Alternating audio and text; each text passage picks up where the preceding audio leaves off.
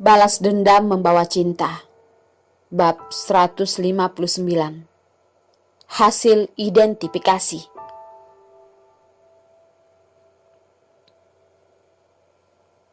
Telah terjadi sesuatu di rumah Jason. Dia pun berkata pada Dion dan pergi. Bahkan terus menegaskan pada Dion agar tidak melakukan sesuatu yang gegabah. Dengan tidak tenang pergi. Sepanjang jalan dia berkendara dengan cepat. Mengetahui dirinya mungkin terlambat. Tahu jika orang suruhannya sangat hebat. Tapi jika orang itu memiliki pistol, namun dia tetap tidak akan tenang. Tidak tahu masalah seperti apa yang akan terjadi dan sekarang jaraknya dengan rumahnya masih ada 30 menit. Paling cepat 30 menit. Cukup untuk terjadi sesuatu. Jason tidak tahu di mana informasi ini terlepas. Walaupun saat itu dia masih pergi melihat Nicole terbaring di ranjang dan tertidur pulas, seperti tidak tahu apapun. Halo, saat itu aku menyuruhmu menyelidiki identitas Zen. Bagaimana hasilnya? Jason menelpon seseorang. Dulu dia bekerja di pemerintahan, lalu tidak tahu mengapa dia pun mengikuti Jenny. Dia adalah agen yang hebat. Sayangnya, dia sudah tidak bekerja lagi. Jason teringat, pengurus rumah mengatakan padanya jika Zen masuk ke kamar mandi selama 10 menit. Saat itu dia mengira pengawasannya tidak akan terbobolkan. Kelihatannya dia terlalu meremehkan Zen. Dia tidak terpikir Zen adalah orang yang sangat berpengalaman. Dan pengawalnya juga hebat. Pengawalnya itu semuanya lebih hebat dari pengawal biasanya. Jenny tahu jika dirinya tidak sehebat Zen, namun memikirkan Nicole, dia pun ingin pergi menyelamatkannya sendiri.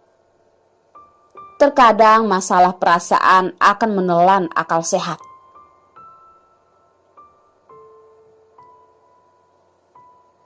Kamu menarik perhatian mereka di sini. Aku pergi menyelamatkan Nicole, ucap Jenny kepada Zen. Bos, kamu tidak sehebat aku. Sebaiknya aku yang pergi. Zen yang biasanya tidak berekspresi pun mengerutkan dahi. Tidak mengerti mengapa Jenny melakukan kesalahan ini. Saat itu jika Jenny disadari oleh musuh, maka semuanya sangat berbahaya. Jen, jika kamu menemukan orang yang kamu cintai, kamu akan mengerti. Jenny pun menepuk tangan Jen dan menahannya. Dia tidak berbalik dan turun dari mobil. Zen pun terdiam. Dengan cepat menggerakkan tangan dan menyuruh orang di belakangnya mengikutinya. Nicole berbaring di jendela. Karena itu adalah lantai 3. Dia bisa melihat jauh. Saat melihat bayangan tubuh yang kecil, senyum yang lembut, dia sudah bersama dengan Jenny dalam waktu yang sangat lama. Mereka pun memiliki hubungan batin yang kuat. Beberapa hari ini, Nicole sudah sangat jelas memikirkan pengawal dan berapa orangnya. Dan sangat jelas, dia sudah pernah mengatakan pada Jason, dirinya adalah orang yang mengontrol semua ini. Sayangnya, dia sudah akan pergi. Dan Dion, tangannya sedang memegang sebuah kertas, memaksa dirinya tidak jauh. Sekarang otaknya tidak berhenti berpikir dengan ucapan dokter. Tuan Dion, mengenai identifikasi kamu, jasad ini memiliki kesamaan DNA dengan Nyonya Cindy. Dia adalah Nyonya Cindy. Dion tidak tahu bagaimana keluar dari kamar ini. Dunia di hadapannya seperti hancur. Tangannya memegang hasil tes. Seketika dia pun kehilangan arah. Dalam hati merasa semua harapan sudah hilang. Mengapa begitu sadis? Mengapa? Mata Dion pun memerah, hidungnya pun basah. Sekitarnya seketika menjadi hitam putih. Jika semuanya bisa kembali, sayangnya tidak ada kesempatan lagi. Dion bersandar di dinding, memukul dinding. Padahal sudah memutuskan setelah selesai dengan masalah di Amerika, mereka akan menikah. Padahal mereka datang untuk liburan. Padahal sudah memutuskan untuk meluruskan semua salah paham dengan ibunya. Padahal tidak lama lagi anak mereka akan lahir. Padahal, Cindy, kamu sungguh tega. Semua kebahagiaan pun musnah begitu saja dengan kematian Cindy. Wanita itu begitu tega meninggalkan semua ini. Dion tidak pernah merasa begitu lelah. Semua kekuasaan, uang tidak lagi penting.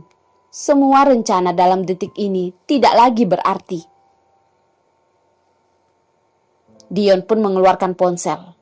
Dia pun mengirim pesan pada seseorang. Isi pesan itu sangat mudah. Aku setuju dengan kalian. Dia ingin pulang. Amerika, dia selamanya tidak ingin datang lagi. Di sini terpendam semua kesedihannya. Jenny sudah tidak lagi penting.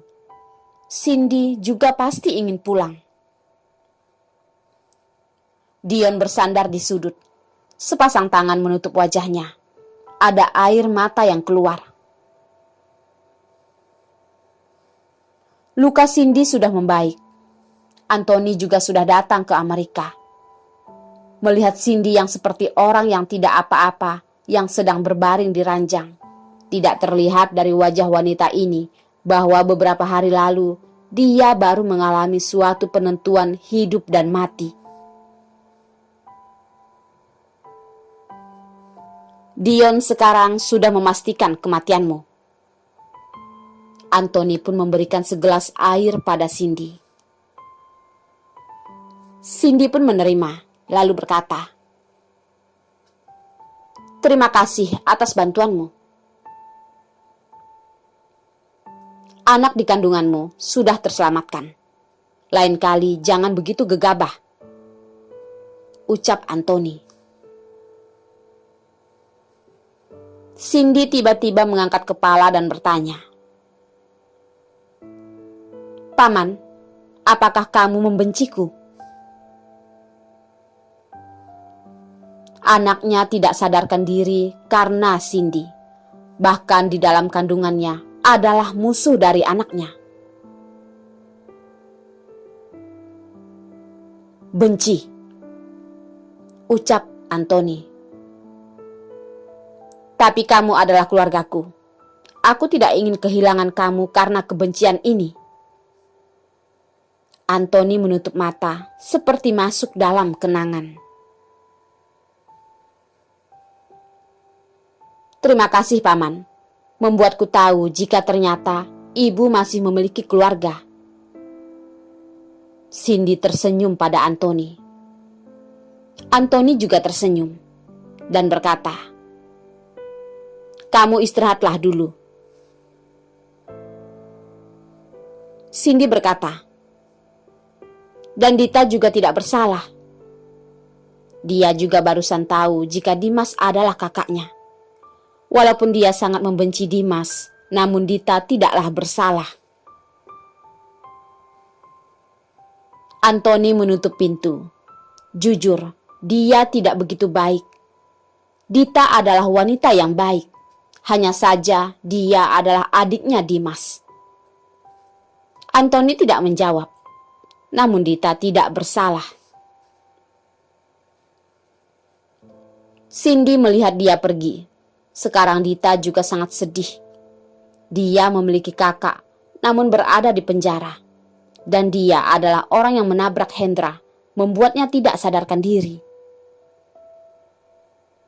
Takdir selalu begitu tega mempermainkan orang.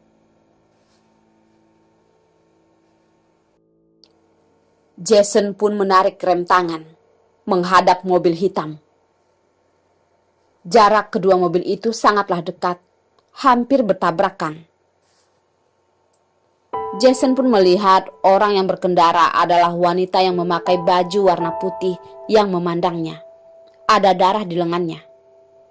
Nicole terluka. Jason berpikir, anehnya hatinya sekarang ini pun menjadi tenang dan masih memperhatikan hal lain. Kelihatannya bersama Dion terlalu lama dia pun sudah terpengaruh. Tanpa sadar dia mulai menganggap penting perasaan. Dia melihat pistol yang mengarah ke arahnya. Itu adalah Jenny. Dia hanya memperhatikan ekspresi Nicole. Dia pun tidak memperdulikan pistol itu. Jenny, apakah kamu tahu? Nicole sudah akan menikah. Dia berpikir masalah ini. Dia pun tersenyum jahat. Dia mendengar suara pistol. Dia masih tersenyum dan tidak menghindar.